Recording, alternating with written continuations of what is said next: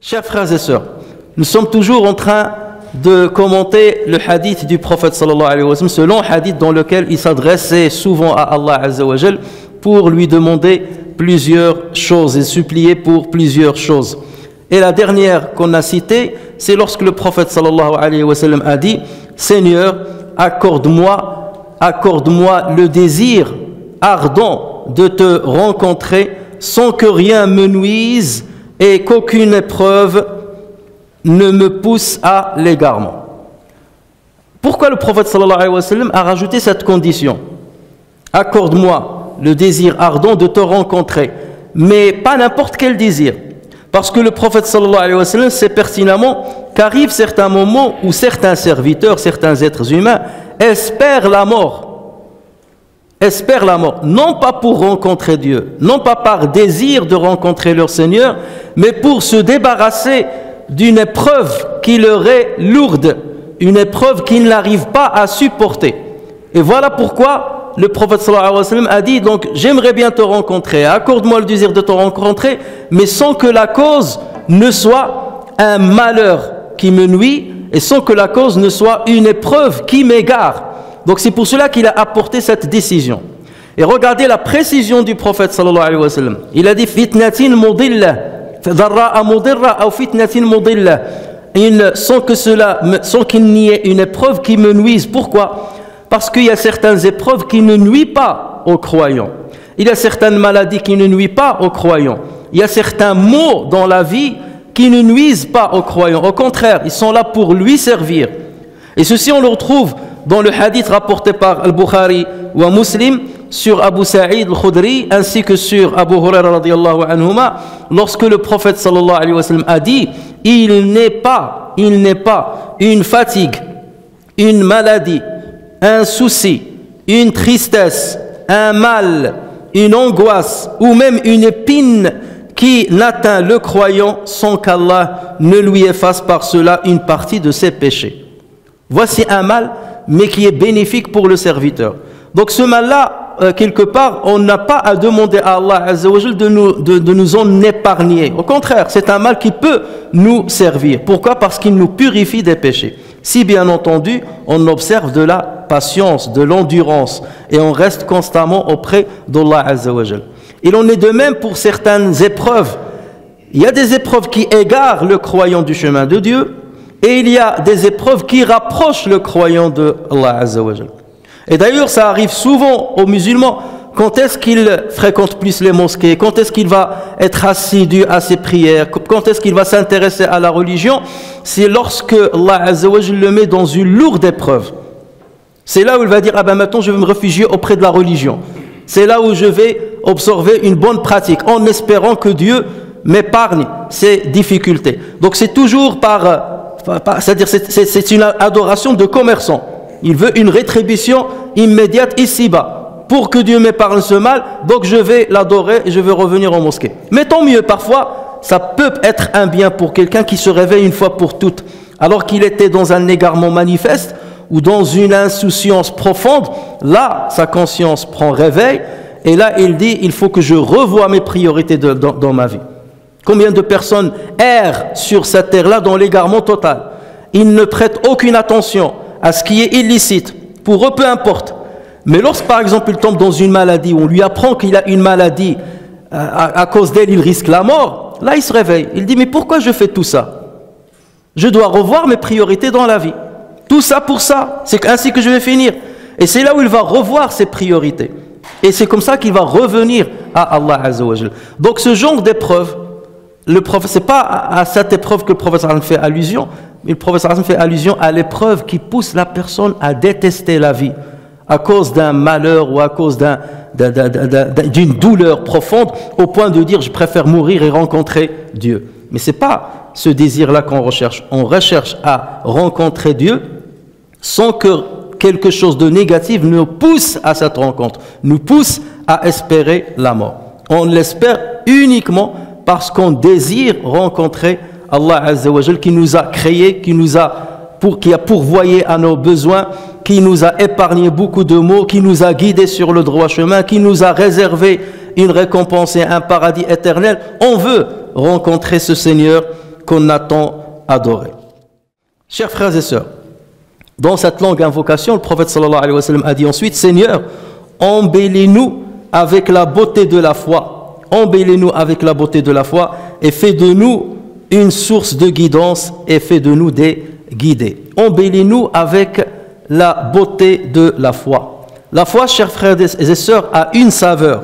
Comme le prophète sallallahu alayhi wa sallam a dit dans un autre hadith, a dégusté la bonne saveur de la foi celui qui a agréé Dieu pour Seigneur, qui a agréé l'islam pour religion et qui a agréé Mohammed pour prophète. Celui-là a dégusté la bonne saveur de la foi. Donc la foi a un goût qui ne peut être dégusté que par ceux qui ont une belle foi, une foi complète. Et la foi a aussi une beauté. Lorsque tu as la vraie foi et lorsque la foi atteint sa complétude dans ton cœur, Allah Azza wa Jal t'habille avec une beauté qui va être visible par les bons croyants. Ils vont voir en toi une lumière qui va te distinguer des autres serviteurs. Allah Azza wa Jal, à ce propos, il dit, en parlant des compagnons du prophète et de ceux bien entendu qui suivent leurs pas, simahum fi wujuhihim min athari sujud. Sima, ça veut dire une marque, une belle marque dans leur visage tellement ils se prosternent. Certains ont dit cette marque c'est la marque qui reste sur le front tellement ils se prosternent. Mais la majorité des exégètes ils ont dit non, c'est une lumière qui va apparaître dans leur visage tellement ils sont proches de Dieu, tellement ils se prosternent. Allah Azza wa Jal leur donne une lumière dans leur visage. Imaginez quelqu'un par exemple qui sort de chez lui et qui se met devant le soleil, un soleil qui n'est c'est-à-dire direct, c'est-à-dire qu'il n'y a pas de nuage dans le ciel, rien. Forcément, tu vas voir une lumière dans son visage. Le reflet de la lumière du soleil, tu vas la voir dans son visage. Alors qu'en est-il de quelqu'un qui est toujours en face de Dieu? Et Dieu, en parlant de lui, il dit Allahu nurus samawati wal ard. Allah est la lumière des cieux et de la terre.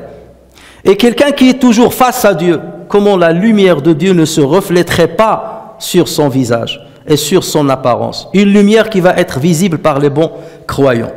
Les mauvais croyants, de toute façon, ils sont aveugles, donc ils voient rien. Là, les bons croyants vont voir une lumière en cette personne qu'ils ne voient pas chez les autres. Une lumière une particularité dans leur apparence. C'est ça, simahum fi wujuhihim min athari as-sujud. Muslim a rapporté sur Abu Huraira radiyallahu anhu que le prophète sallallahu alayhi wa sallam a dit: lorsqu'Allah Azza wa Jal, lorsqu'Allah exalté soit-il aime quelqu'un, il appelle l'ange Jibril et il lui dit: j'aime un tel, aime-le donc. Donc Dieu donne l'ordre à Jibril: j'aime un tel, aime-le donc. Et donc Jibril aime cette personne. Ensuite Jibril lance un appel dans le ciel envers les habitants du ciel et il leur dit: Allah aime un tel, aimez-le donc. Et donc les habitants du ciel vont aimer cette personne-là. Et ensuite, le prophète sallallahu alayhi wa sallam dans le hadith, il a dit et ensuite il est accepté et aimé avec enthousiasme sur terre. Autrement dit, Allah Azza wa Jal, il met l'amour de cette personne dans le cœur de plusieurs personnes sur terre. Lorsque Dieu t'aime, lorsque Jibril t'aime, lorsque les anges t'aiment, Allah Azza wa Jal à plusieurs reprises dans le Coran nous parle des anges qui invoquent Dieu à l'avantage des croyants. Seigneur, pardonne-leur, Seigneur, fais-les entrer dans le paradis de Adn, ainsi que leurs parents, ainsi que leurs conjoints, ainsi que leurs enfants. Ça, c'est pour le commun des musulmans qui se repentent à Dieu. Qu'en est-il de celui qui est aimé par Dieu? Donc les anges, forcément, vont toujours être à ses côtés, vont toujours être là pour invoquer Dieu à sa faveur. Et c'est pour cela qu'Allah Azza wa Jal donc le rend aimé par ces anges-là. Et ensuite, Allah Azza wa Jalla lui met l'acceptation parmi les croyants sur sa terre. Et c'est pour cela que tu le trouves aimé par tout le monde. On lui facilite la tâche, on est toujours proche de lui, on aime être à ses côtés. Et ce sont les gens quelque part qui, lorsque tu les vois, tout de suite tu mentionnes Dieu. Il y a des gens, lorsque tu vois son visage, tu penses tout de suite à quelque chose qui a un rapport avec l'égarement. Parce que c'est un joueur dans les casinos, dès que tu le vois, tu penses au casino. Parce que c'est un coureur de jupe, dès que tu le vois, tu penses à l'adultère, à la trahison. Parce que c'est un égaré, un pervers, dès que tu le vois, tu penses à la perversité. Mais il y a des personnes, dès que tu les vois, tu penses à la mosquée. Dès que tu le vois, tu penses au Coran. Dès que tu le vois, tu penses au paradis. Dès que tu le vois, tu penses au prophète. Pourquoi? Parce que Allah Azza wa Jalla les a habillés avec le beau habit de la foi. C'est cet habillement que demandait, cet embellissement que demandait le prophète sallallahu alayhi wa sallam. Mais pour y parvenir, bien entendu, il faut être parmi les meilleurs. Pour y parvenir, il faut être parmi les meilleurs. Et lorsqu'on est parmi les meilleurs, Allah Azza wa Jalla nous met une teinture. Allah Azza wa Jalla l'appelle Sibra. Dans un verset coranique, Allah Azza wa Jalla dit Sibrat Allah wa man ahsanu min Allah sibra. Dans les traductions communes, on va vous dire la religion de Dieu est quoi de meilleur que la religion de Dieu. Alors que Sibra, en français, c'est la teinture. C'est comme la peinture, la teinture. Allah Azza wa Jalla te met une teinture. Sibrat Allah, la teinture de Dieu. Et Ibn Abbas, en commentant ce verset, il a dit Allah Azza wa Jalla a appelé la religion ici teinture parce qu'elle laisse une marque indélébile sur l'apparence du croyant, exactement comme la peinture ou les colorants laissent une marque sur un tissu blanc. Allah Azza wa Jalla le peint et il lui met une teinture, mais c'est la teinture de Dieu. Elle est indélébile, elle ne disparaît jamais. Et donc c'est Sibrat Allah. Sibrat Allah wa man ahsanu min Allah sibra. Y a-t-il une teinture meilleure que celle de Dieu, dit Allah Azza wa Jalla dans ce verset. Chers frères et sœurs, lorsque le musulman s'accroche à l'adoration d'Allah Azza wa Jalla, et lorsque le musulman manifeste une bonne religiosité dans sa pratique, et lorsque le musulman aspire à ce qu'il y a entre les mains de Allah tabaraka wa ta'ala, Allah Azza wa Jalla, comme on a dit, lui donne une beauté, la beauté de la foi. Il l'embellit avec la foi. Et lorsqu'il l'embellit avec la foi, il ne dit que ce qui agrée à Dieu. Et il ne fait que ce qui agrée à Dieu. Autrement dit, il a un filtre dans son cœur.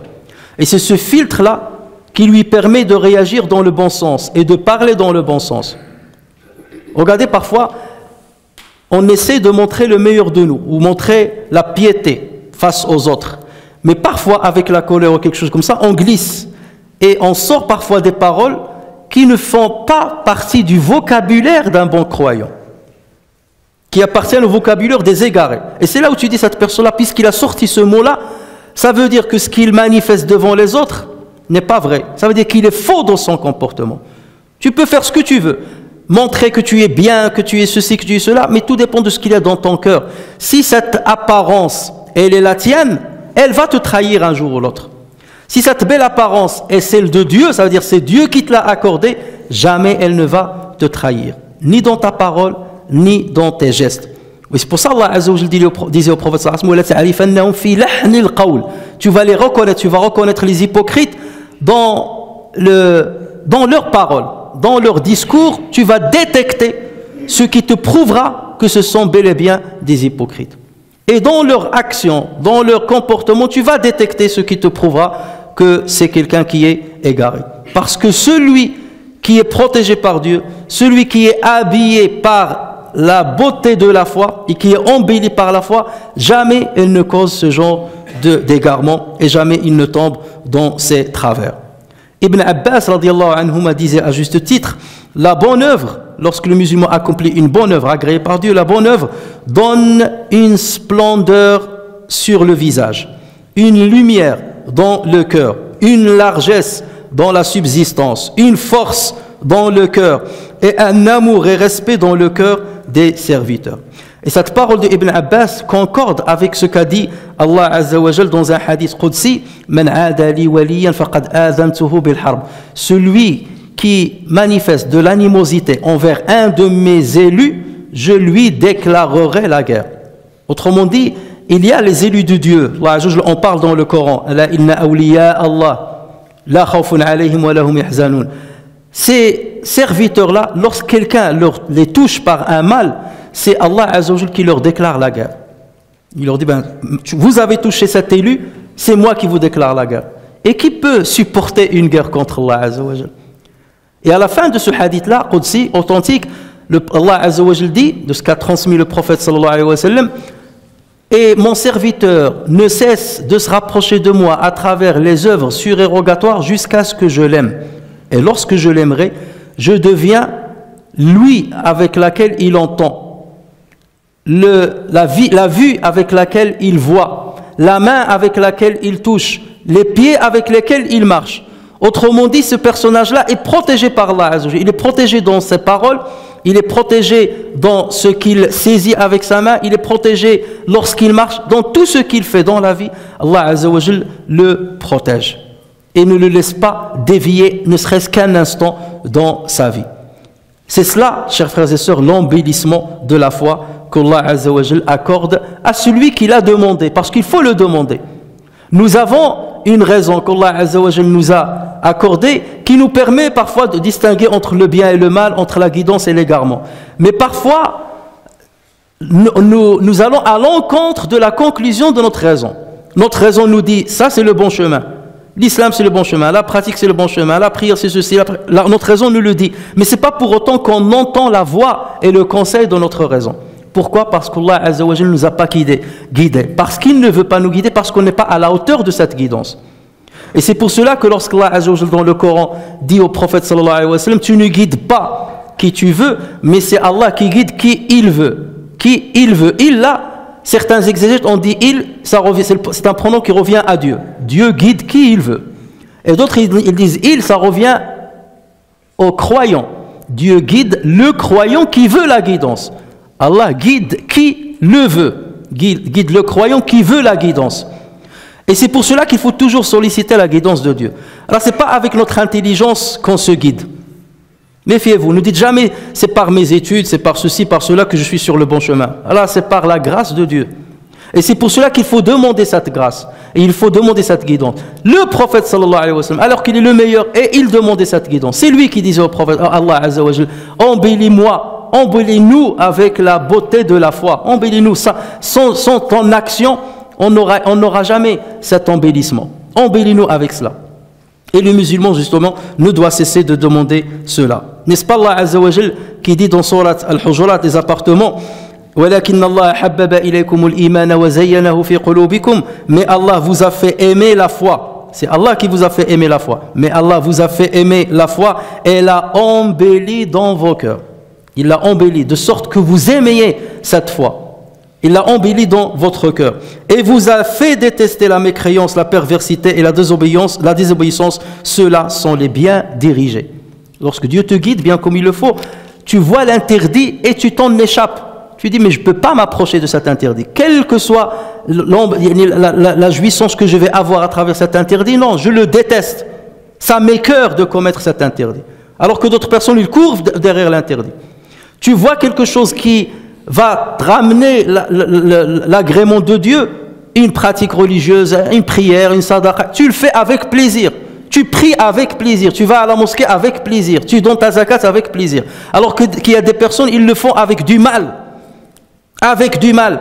Lorsqu'il sort la zakat, c'est comme si on met un pistolet sur sa tempe pour lui dire sors l'argent. Il le sort, mais je ne veux pas la donner. Ou d'autres, il le dit avec bon cœur, avec joie. Il fait la prière, il est content de l'accomplir. Alors que l'autre, il traîne les pieds pour faire la prière. Et il fait vite pour s'en débarrasser. Ouais, je me débarrasse de ça. La différence entre les deux, c'est que Allah a embelli la foi dans le cœur du premier. Et il ne l'a pas fait pour l'autre, parce qu'il ne le mérite pas. Parce qu'il n'a pas fait peut-être assez d'actions pour qu'il le mérite. Parce qu'il n'a pas sollicité Dieu assez pour qu'il mérite ce don divin. Donc voilà, chers frères et sœurs, pourquoi nous devons manifester de l'humilité. De l'humilité vis-à-vis de nous-mêmes. Et toujours dire, là, sans la guidance de Dieu, je ne serai pas guidé. Sans l'embellissement que Dieu me donne, je n'aurai jamais d'embellissement. Sans la lumière que Allah Azza wa Jal me donne, je n'aurai jamais cette lumière. Et c'est pour cela qu'il ne faut jamais cesser de demander et de solliciter Allah Azza wa Jal dans ce sens. Et Allah Azza wa Jal s'adressait au prophète sallallahu alayhi wa sallam lorsqu'il lui disait وَاصْبِرْ نَفْسَكَ مَعَ الَّذِينَ يَدْعُونَ رَبَّهُمْ بِالْغَدَاةِ وَالْعَشِيِّ fais preuve de patience en restant avec ceux qui invoquent leur Seigneur matin et soir, désirant sa face, et que tes yeux ne se détachent point d'eux en cherchant le faux brillant de la vie sur terre. Et n'obéis pas à celui dont nous avons rendu le cœur inattentif à notre rappel, qui poursuit sa passion et dont le comportement est outrancier. Reste, Mohammed, reste à côté de ces serviteurs qui aiment la foi, qui ont été embellis par la foi, qui ne cessent d'invoquer Allah Azza wa Jal matin et soir, sont toujours en lien avec Dieu. Donc reste à côté d'eux, parce que c'est d'eux que tu vas puiser la force de la foi, c'est d'eux que tu vas puiser la lumière de Allah Tabaraka wa Ta'ala.